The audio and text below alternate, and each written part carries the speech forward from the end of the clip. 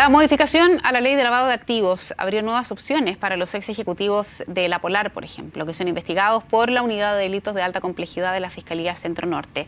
La ley modifica las penas para este delito y establece que la pena por lavado de activos no puede ser mayor al delito base, que en este caso está contemplado en la Ley de Mercado de Valores. Queremos conocer y entender bastante bien en qué consiste esta modificación y las penas también que se arriesgan por este caso. Nos acompaña en CNN el abogado Esteban Elías de la Universidad Central. Abogado, gracias por venir. ¿Cómo está usted? Muy bien, muy buenas tardes. Antes de entrar a hablar de los cambios y de la cuestión más bien estrictamente casi técnica, quisiera pedirle, abogado, de la manera más clara posible, poder darle un contexto a los televidentes respecto de cuáles eran las sanciones y qué decía la ley antes de esta modificación y cómo está operando con estos cambios. Bueno, lo que ocurre es que la normativa como existía establecía una sanción bastante alta para lo que era la comisión del delito de lavado de activos, que era de 5 años y un día y de ahí hacia adelante. Okay. Y esto tenía una consecuencia muy relevante porque, como nosotros sabemos, en muchas circunstancias se establecen sanciones penales, pero la mayoría de las veces las personas se acogen a beneficios carcelarios. Y eso en la práctica significa que la persona que ha sido condenada muchas veces no terminaba cumpliendo una pena efectiva de cárcel porque se acogía a estos beneficios carcelarios. Y eso ocurría cuando la pena asignada al delito era menor a 5 años y un día. Generalmente se podía acoger al beneficio carcelario y era una remisión de la pena u otro tipo de... En síntesis, no pasaba mucho en el fondo. No es que no pasaba mucho porque igual la persona quedaba condenada, pero no quedaba con una situación en la cual la persona tenía que cumplir privación de libertad Correcto. efectiva.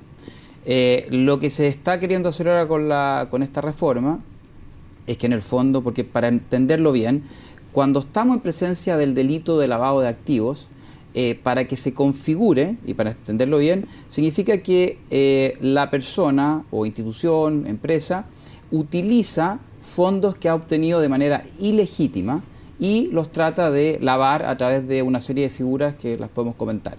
Entonces, para que se pudiera dar el delito de lavado de activos, tenía que haber una conducta previa sancionatoria, que podía ser, por ejemplo, infracción a la Ley de Mercado de Valores, alguien que hizo uso de información privilegiada, o lo que hemos visto, por ejemplo, delitos de carácter tributario, lo que está siendo muy discutido ahora por el tema del caso Penta. ¿Ya?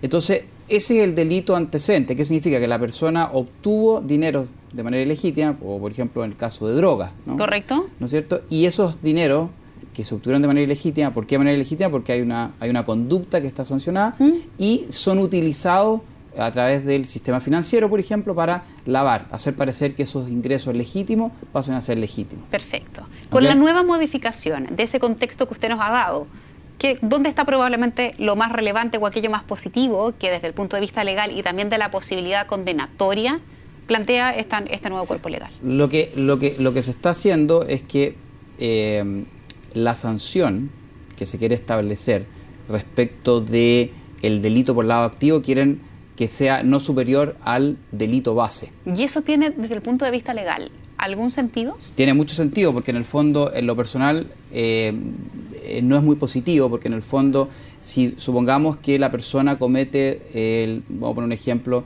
infracción a la Ley de Valores por uso de información privilegiada. ¿Ya? Y supongamos que la sanción, no conozco específicamente en ese caso, pero supongamos que sea la sanción máxima 3 años y un día.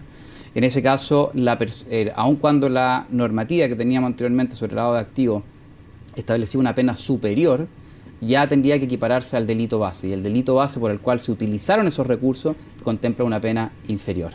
Entonces, en ese sentido, quizás no sería tan positiva y podría tener consecuencias no muy para lo que es la persecución y la formalización eventual de lo que se quiera hacer. Cuando se comete este delito del lavado de activos es básicamente porque la persona o institución que está cometiéndolo es porque lo que busca es finalmente tener ganancias económicas que tienen un origen ya absolutamente irregular.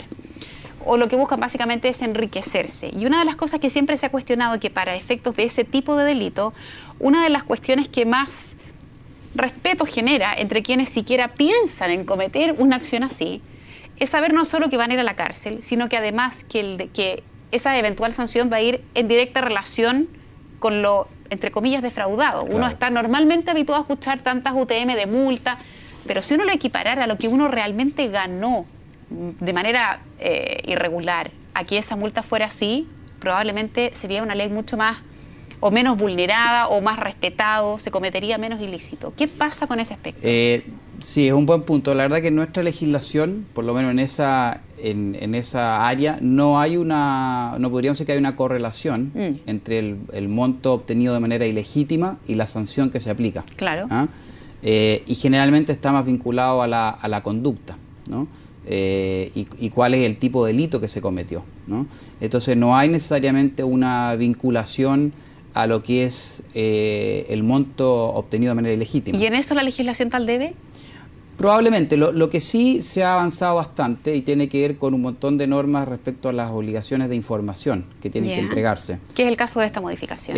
Sí, porque lo que se ha querido hacer es que muchas veces para evitar la comisión de estos delitos de lavado de activos es que las entidades que investigan puedan tener los antecedentes necesarios para saber si se está cometiendo o no una figura de lavado de activos y no llegar a casos como los que hemos visto en que ya el tema pasó a descubrirse no producto de una investigación, sino que porque alguien denunció los hechos. Correcto. Cuando lo que se debería buscar, y todas las legislaciones a nivel mundial buscan lo que se llaman las labores preventivas. ¿Qué quiere decir esto? Que a través de información que se está entregando a los órganos encargados de fiscalizar, puedan detectar en qué caso se da o no se da una situación de lavado de activos. Entonces, muchas de las modificaciones han apuntado a mejorar las labores de fiscalización, por una parte, y también que lo que se tenga que informar sea más completo que lo que se tenía que informar antes, ¿no? A partir de lo que ocurría con la legislación anterior y estas modificaciones que usted me señalaba, en varios aspectos tiene mucho de positivo.